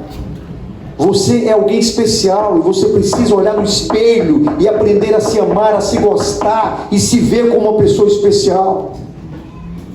Não existe ninguém como você neste mundo. Agora, quer algo importante para você viver, seja você. E às vezes a gente tenta criar uma pessoa que nós não somos para agradar o outro. Mas aprenda a ser você. Não se compare. Deixa eu perguntar para vocês. Este salão aqui, vocês diriam que ele é grande ou é pequeno? É grande. Em relação a quê? E se você pegar esse salão aqui, em relação à sede lá, ele é grande ou é pequeno? Pequeno. É pequeno. Mas se você comparar ele aqui com o tamanho do banheiro, ele é grande ou é pequeno? Então ele nem é grande e nem é pequeno. Ele só se torna grande ou pequeno quando ele é comparado com alguma coisa. Então pare de se comparar com as outras pessoas. Seja você porque você é especial. Aprenda a se amar, aprenda a se gostar, porque quando a gente se gosta, a gente aprende a se bastar. Você deixa de esperar que o outro venha te satisfazer. E ele está sempre cobrando, sempre cobrando, sempre cobrando. Existe na relação, quando se trata da maturidade, primeiro, existe o independente. O independente é aquele que ele usa muito eu. Eu faço, eu decido, eu. Ele está muito focado no seu próprio eu. É aquele que é casado, mas quer ver uma vida de solteiro. É aquele que disse que não tem satisfação para dar. Mas a partir do momento que você colocou uma aliança no dedo, você tem satisfação sim a dar. Então, é aquele que foca muito no seu próprio eu. E ele, consciente ou inconscientemente, ele anula a outra pessoa. Ele toma decisões sem comunicar o outro. E isso é uma forma de desprestigiar o seu cônjuge. É quando ele vai lá e ele toma as decisões próprias. Por quê? Porque ele se sente independente. Mas existe o dependente. E o dependente é aquele que ele usa muito você. Enquanto que o independente usa o eu, o dependente usa você. Você não me dá atenção, você não gosta de mim, você não repara em mim, olha o que você fez. Ele está sempre usando você. O dependente é aquele que se sente tão inseguro que ele não consegue decidir o que ele quer, o que ele vai vestir. Então ele está sempre ali na dependência de que o outro o aprove. É aquela pessoa que está sempre querendo a aprovação do outro. E ele sofre, por quê? Porque nem sempre ele é aprovado. Então é importante você aprender a desenvolver autonomia dentro de você e não ficar nessa dependência do outro. O dependente, ele não sabe dizer não. Por quê? Ele tem medo de dizer não e de repente ele perder, ou seja, ele tem medo de ser abandonado. E às vezes ele não quer uma coisa, mas ele vai fazer aquilo, às vezes, para não perder, para não desgostar o outro, não desagradar a outra pessoa. Só que uma hora ele cansa. Porque se eu nunca digo não, imagina que se eu tivesse a responsabilidade de todos os dias arrumar esse salão. E eu tenho outras atividades, me permitam, Marcos. O Marcos está aqui e eu chego para ele e digo: Marcos, você poderia arrumar o salão para mim aqui? Eu estou ocupado. Ele vai lá e ele arruma. No segundo dia, eu chego para ele e digo: Marcos, arruma um salão para mim. Ele vai lá e ele arruma. No terceiro dia, Marcos, arruma para mim o salão. Ele vai lá e arruma. E assim vai. No quinto, no sexto dia, ele diz: poxa vida, né? O Jamel vai me pedir para arrumar aquele salão. Deixa eu fazer logo isso aqui, antes que ele me peça. Eu já fico livre. Quando eu cheguei, o salão já está arrumado. No 10º dia, no 20º dia. E eu me acostumei com isso. Por quê? Porque o Marcos está fazendo. E a partir do momento que ele não me disse não, eu transferi a responsabilidade para ele. Aí um dia eu chego e o salão está desarrumado. Aí eu chego para ele: Marcos, você não arrumou o salão, rapaz? Ele diz: mas espera aí, Jamel, de quem é a responsabilidade de arrumar o salão? Não é minha. Mas eu não disse isso. E às vezes a gente carrega nas costas todo mundo, tentando agradar as pessoas. E você esquece de você. Você está carregando o mundo nas costas. E é por isso que às vezes, quando o outro não corresponde, aí o que a gente diz? É assim mesmo, eu faço tudo por vocês e vocês não fazem nada por mim. Mas por que você faz? Porque não disse não. Porque assumiu a responsabilidade. Porque tem medo de ser rejeitado. Tem medo da rejeição. Tem medo da desaprovação. Então é hora de você se erguer e você aprender a se gostar, aprender a se amar. Aí vem a interdependência. Então existe o independente, o dependente, e existe o interdependente. Aqui onde chega o grau da maturidade. E o que é ser interdependente? Enquanto o independente usa o eu, o dependente usa o você, O interdependente, ele usa o nós. Nós fazemos, nós decidimos, nós agimos, porque é um aprendizado. O eu não precisa se anular, deixar de ser eu. O outro, ele não precisa deixar de ser o outro. Ambos têm suas características diferentes, mas os dois estão juntos e eles formam um só e eles se fortalecem. Isso é maturidade. Então procure tratar os problemas emocionais. Uma pessoa alcança a maturidade emocional quando ela percebe que o problema não está no outro, mas em si mesmo. Quando agimos com maturidade, conseguimos aceitar o outro como ele é. Então você percebe que o primeiro passo para a mudança tem que ser dado por você e não pelo outro. Então é você que tem que mudar. E aí eu vejo o seguinte, a vida a dois é uma vida em sociedade. E a gente tem que aprender a fazer isso, certo? Aprender a lidar. E isso depende da maturidade emocional. Então hoje a gente precisa desenvolver a inteligência emocional. E um dos pilares da inteligência emocional é a autopercepção. É quando eu sou capaz de fazer uma leitura de como eu me comporto. Por que eu ajo dessa ou daquela forma? E automaticamente eu tomar uma decisão de mudar. Mudar não é fácil, gente. A verdadeira mudança intrínseca que vem de dentro para fora, ela é difícil, mas ela é possível. A psicologia, ela mostra que a verdadeira mudança, ela acontece em 2 estágios. O primeiro estágio ele chama de desabituação. O segundo estágio de reabituação. Ou seja, eu preciso da desabituação deixar os hábitos, ou deixar determinados hábitos, e a reabituação aprender novos hábitos. Então é um aprendizado. Mas para isso eu preciso tomar consciência do meu estado. Eu preciso tomar consciência daquilo que realmente eu faço, eu sou, como eu me comporto. Então, para que aconteça a verdadeira mudança. Então, é importante eu olhar para dentro de mim e eu reconhecer quem sou e como eu ajo e o que eu faço. E aí, quando eu consigo fazer isso, eu passo para o segundo estágio da inteligência emocional, que é o autocontrole. Então, eu só vou conseguir desenvolver o autocontrole na vida se eu entender como eu funciono.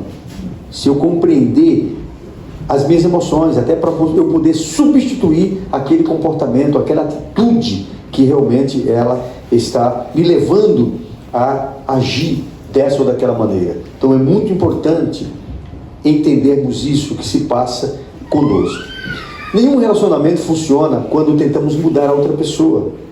Às vezes criamos um padrão ou uma espécie de forma e tentamos encaixar o outro nessa forma.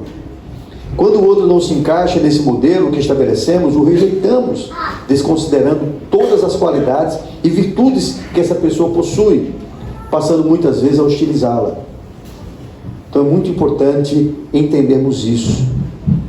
Veja qual é o padrão que você criou. O outro não é uma projeção sua. Descubra a verdadeira pessoa que está do seu lado. Descubra quem é que está do seu lado e sejam companheiros. Infelizmente hoje o inimigo ele tem soprado nas mentes dos casais, de muitos casais, que o caminho mais rápido é a separação. Mas é a maior tolice do mundo é a pessoa partir para uma separação. Por quê? Porque ele acha que todos os problemas serão solucionados, certo? Mas aí você vai contrair outro casamento. E pode não ter aqueles mesmos problemas, mas terão outros problemas. Porque nós somos seres humanos. Porque o problema não está no outro, está em mim. Então se eu tomo a iniciativa de mudar, de ser uma pessoa melhor, de ser uma versão melhor de mim mesmo, com certeza o meu relacionamento vai melhorar. Então é importante essa tomada de decisão. Um bom relacionamento depende de 2 coisas básicas. Primeiro, conhecemos as características de personalidade do outro. Segundo, respeitarmos o modo dessa pessoa pensar e interpretar as coisas. Então eu entender que esse outro é diferente de mim. Eu preciso, de fato, viver com ele. Ele pensa diferente de mim. Certo? Então nós podemos até pensar diferentes. Mas precisamos procurar comungar e aceitar essa diferença. Então a maturidade emocional nos faz aprender a ter uma vida de interdependência. Uma pessoa interdependente consegue unir seus talentos e habilidades com os talentos e habilidades do outro. Há um espírito de cooperação mútua. Juntas são capazes de criar algo maior, de compartilhar. Agora o que prevalece não é o eu ou você, mas o nós. Nós podemos, nós fazemos, nós decidimos. As pessoas interdependentes conseguem combinar seus próprios esforços com o esforço dos outros para conseguir um resultado melhor. Então é muito importante isso, desenvolver a maturidade emocional. Muitos problemas que eu vejo nos relacionamentos poderia ser resolvido de uma forma se houvesse maturidade emocional. Então saia do seu próprio eu, certo? Aprenda a perdoar. Eu sempre coloco, faço analogia, por exemplo, do banco, né? Eu chamo do banco do relacionamento. Então você tem uma conta bancária. Então, para você movimentar essa conta, você faz depósitos e você faz saques. Se você fizer mais saques do que depósitos, sua conta vai ficar negativa. Então você precisa fazer mais depósitos para ter lá saldo. O que acontece é que muitos casamentos é assim: o saldo está negativo. E está negativo exatamente porque foram feitos mais saques do que depósitos. Então é hora de se mudar isso e começar a fazer mais depósitos. Um elogio, quando você elogia, certo? Quando você faz algo diferente, algo novo pela pessoa, ela se sente valorizada. Então isso é importante. E aí já colocamos a terceira coisa, né? Que é o amor. Então quando você aprende de fato a amar, é muito comum, certo? Um casal desgastado, ou um casamento desgastado, você ouvir um dos cônjuges dizer: eu não sinto mais amor por ela, ou então eu não sinto mais amor por ele. O que eu faço, pastor? Eu digo: ame. Como assim? Eu digo: ame. E eu chego para a pessoa e digo: amar não é uma opção. Amar é um mandamento. Você precisa amar. E as pessoas se chocam quando eu digo o seguinte: você está vendo o amor como sentimento, mas o amor é comportamento. E é bíblico isso. Se você abrir 1 Coríntios 13, você vai ver que o amor não é um mero sentimento. O amor é comportamento. E comportamento é algo que pode ser aprendido. Então, como assim? A Bíblia diz, 1 Coríntios 13, vai falar sobre o amor. O amor, ele é benigno. O que é benignidade? Comportamento. O amor, ele é paciente. O que é paciência? É comportamento. Então você vai medir o amor exatamente por isso. Então a pessoa diz: mas como é que eu faço? Então quando vocês se conheceram, como era que vocês se comportavam? Querido está falando o tempo inteiro, mandando versinhos, versículos. Querido está junto sempre. Ah, mas olha, de repente hoje eu não te suporto mais estar do lado e tal. Então você tem que começar a fazer. Experimenta fazer e veja o que vai acontecer. Ah, mas eu estou sendo hipócrita porque eu estou fazendo sem sentir nada. Faz mesmo assim e veja o que vai acontecer. Por quê? Você vai fazendo e o outro vai tendo uma reação diferente. É como a história da Lili. Lili, ela casou-se e ela estava vivendo maravilhosamente bem com seu marido, até que a sua sogra foi morar com ela. E quando a sogra chegou lá, a sogra começou a colocar as suas opiniões. Primeiro, a menina fazia a comida e ela dizia o seguinte: não é assim que o fulano gosta. E ela ia lá, de repente, lá no cima do rack, e dizia assim: ó, tem pó aqui, você não lavou, não limpou direito. E essa garota foi pegando uma raiva tão grande da sogra, que ela chegou um dia e disse para o marido: ou ela, ou eu, decida. E ele ficou lá, disse: mas bem, pelo amor de Deus, eu não posso fazer isso. É minha mãe, e eu não tenho para onde mandar ela aí.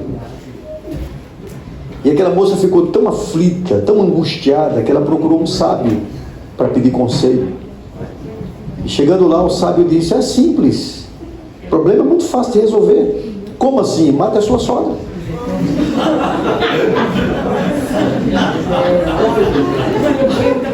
Aí ele disse: mas como eu vou matar minha sogra? Aí eu vou cometer um crime para cadeia, fico sem meu marido de qualquer jeito. Ele disse: não, se você souber fazer. Como assim?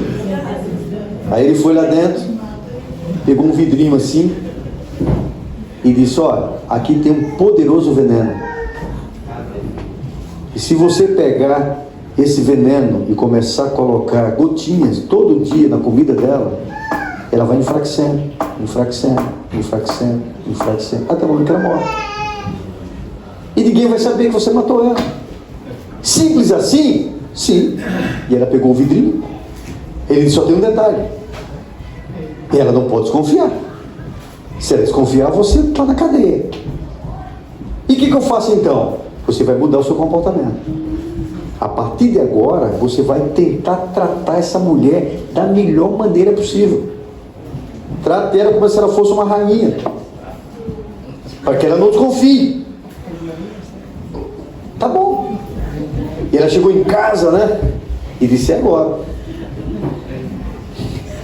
E aí então, ela, que a sogra chegava e reclamava da comida, ela chegou para a sogra e disse: a senhora poderia me ensinar a como fazer a comida que o fulano gosta? E elas começaram a fazer juntas a comida. Quando ela aprontou a comida, ela foi lá, pegou as gotinhas lá no prato dela, e aí a sogra ia para o banheiro, ela chegava e dizia assim: olha, está aqui o chinelo, está aqui a toalha, a senhora precisa de alguma coisa? E começou a tratar a sogra muito bem. E de pouco aquela mulher começou a mudar o comportamento dela. Ela, ao invés de chegar e reclamar da garota, ela começou a elogiar. E disse: filha, eu simplesmente tinha um receio muito grande que o meu filho se casasse com a mulher errada, mas hoje eu vejo que ele casou-se com a mulher certa. Você é uma pessoa divina. E começou a elogiar. Mas ela ia lá e colocava as gotinhas. Até que um dia, o tempo foi passando e ela foi esquecendo aquela rixa que ela tinha com a sogra. E ela foi vendo que ela era dócil. E as duas se tornaram confidentes. E aí ela caiu a ficha dela e disse: meu Deus, eu estou matando a minha sogra. E ela correu para o sábio. E agora desesperada, com sentimento de culpa. E quando chegou lá, disse: olha, eu preciso aqui no conselho, porque lembra que o senhor falou aqui, me deu aquele veneno para matar minha sogra? Só que ela mudou, ela é outra mulher, e agora eu não quero mais matá-la. E o sábio começou a rir. Mas o senhor está rindo por quê? Ele disse: porque aquele vidrinho que você levou era um elixir poderoso. Quanto mais gotinhas você colocava, mais forte a sua sogra se tornava. Ele disse: filha, o veneno estava no seu coração. E no momento que você começou a tratar a sua sogra bem, você começou a descobrir que ela não era dessa forma, porque ela também começou a te tratar bem. Então, seu relacionamento está difícil. Como é que você está tratando a sua esposa? Ah, mas ela está tratando ruim. Como é que você está tratando o seu marido? Mude. Trate diferente. E veja o que vai acontecer. Vai mudar. Tudo vai mudar. Disse certa vez, eu já estou encerrando, um grupo de irmãs se reuniram para um chá da tarde. E elas começaram a conversar sobre os seus casamentos. E elas descobriram que os problemas eram muito parecidos. Parecia que os maridos agiam da mesma forma. E uma delas teve a seguinte ideia: por que a gente não chega para os nossos maridos e pede para que eles façam uma lista dos nossos defeitos, para que a gente possa mudar, melhorar no relacionamento? E elas concordaram, e de repente foram para casa, certas queriam conversar com o marido. E uma delas chegou em casa e contou para o marido: olha, decidimos isso, eu queria que você fizesse uma lista dos meus defeitos, eu quero ser uma mulher diferente, eu quero mudar o meu comportamento. E ele disse: mas tem que ser hoje, porque eu não quero esquecer nada. Não, tudo bem, mas vê se até amanhã você me traz. Tudo bem. E quando ele está saindo para ir ao trabalho, ela diz: bem, lembra da lista, tá bom? Ele, não, tudo bem, eu vou fazer. Quando ele chegou no escritório, ele pegou lá uma folha e foi fazer a lista. E ele colocou o primeiro defeito dela. Quando ele escreveu, ele disse: bem, mas isso aqui nós já discutimos tantas vezes, não resolveu nada. Aí riscou. Aí colocou a segunda coisa da lista: ah, isso aqui também nós já discutimos, ela já sabe disso, não vai adiantar nada. E ele foi escrevendo, daqui a pouco: sabe uma coisa, isso aqui nada, vai ser a mesma coisa. Ele pegou, amassou aquele papel, jogou na lixeira, ligou para uma floricultura. E ele chegou, encomendou um buquê e disse: sim, eu quero que você prepare um buquê. Ele viu as rosas que ela gostava e disse: mas eu quero que você escreva um cartãozinho e envie para casa.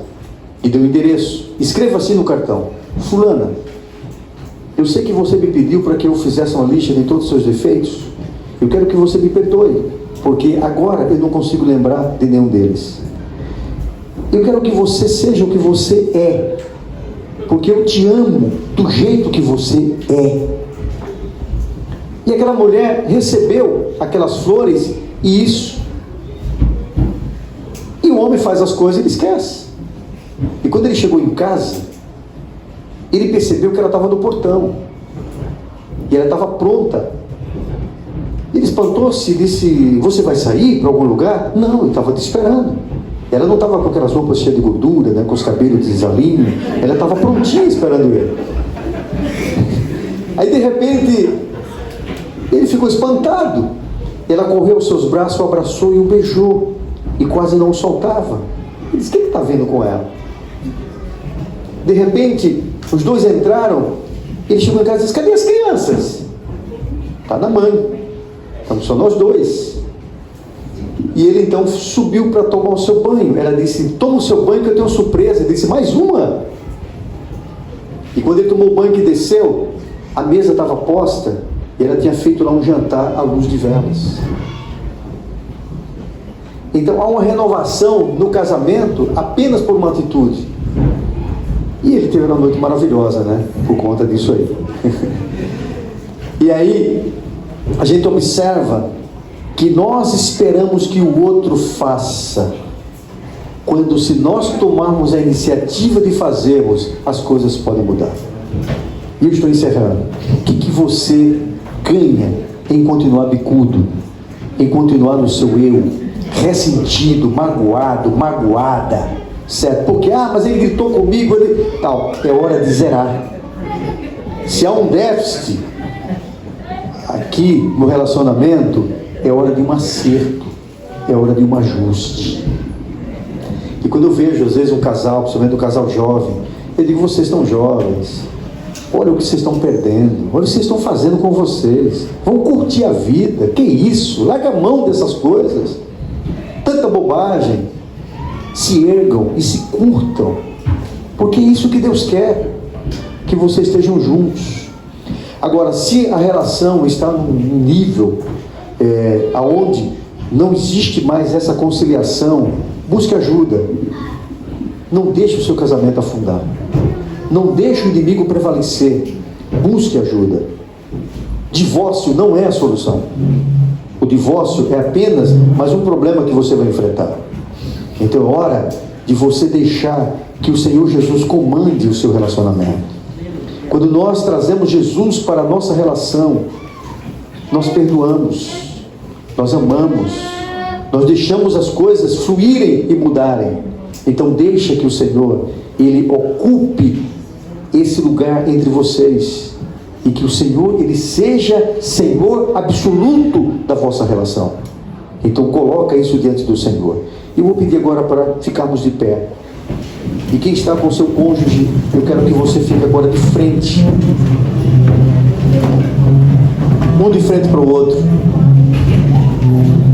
E vamos agora por alguns segundos.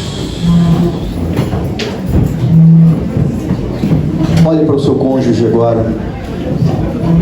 E você vai dizer assim para ele e vai dizer para ela assim. Preste atenção. O que eu mais aprecio em você é, e você vai dizer o que mais você aprecia nele e o que mais você aprecia nela. Ah, ela não está aqui. Então você vai chegar em casa e você vai dizer o que você mais aprecia na sua esposa. Ou ele não está aqui, então para o seu marido você vai chegar em casa e dizer o que você mais aprecia nele ou nela. Aproveite agora esse momento, vocês dois. Se tem alguma coisa para acertar, acerta aí. Se tem perdão para ser liberado, libera esse perdão agora. Faz isso agora. Renova os laços da sua relação. Diga com o coração o que você aprecia no seu marido, na sua esposa. Resgate isso. Lembra quando vocês se conheceram? Quando vocês começaram a relação? Então resgate isso agora, em nome de Jesus. Porque este é o propósito de Deus. A união de vocês. O fortalecimento do casamento de vocês. Casal forte. Você tem uma família forte. E nós iremos orar. Ore agora com seu cônjuge. A necessidade de liberar o perdão. Libera perdão agora. Faça votos de renovar a relação de vocês. Zere. Procure zerar tudo e começar de novo. Começar a partir de agora. Em nome de Jesus. Senhor Deus, nós te louvamos, Senhor, te exaltamos. Aqui estão os teus filhos, os casais. Eu quero pedir, Senhor, por cada relacionamento, que o Senhor abençoe e fortaleça esses laços matrimoniais. Quebra, Senhor, as arestas. Tira, Senhor, agora o ressentimento, a mágoa, a dor, a tristeza, Senhor, a raiva. Tira, Senhor, esses sentimentos ruins, negativos, a depressão, a ansiedade, o medo, a insegurança, o ciúme. Tira, Senhor, esses sentimentos ruins agora e enche agora do teu amor, da tua benignidade, Senhor. Enche agora, Senhor, de harmonia, de união, de paz, Senhor. E que esses casais possam viver isso nesse momento. Faz com que o amor transborde, Senhor, no coração de cada um deles. E eles possam, nesse momento, Senhor, reiniciar essa relação mais forte, mais, Senhor, fortalecida, protegida, Senhor. Protege esses casais de qualquer coisa que venha abalar a relação deles, ó Senhor. E que haja entendimento, que haja compreensão, que haja comunicação, que haja maturidade, Senhor. E eles possam viver bem, viver em paz. Em nome de Jesus, nós te agradecemos, Senhor. Amém. Amém. Amém.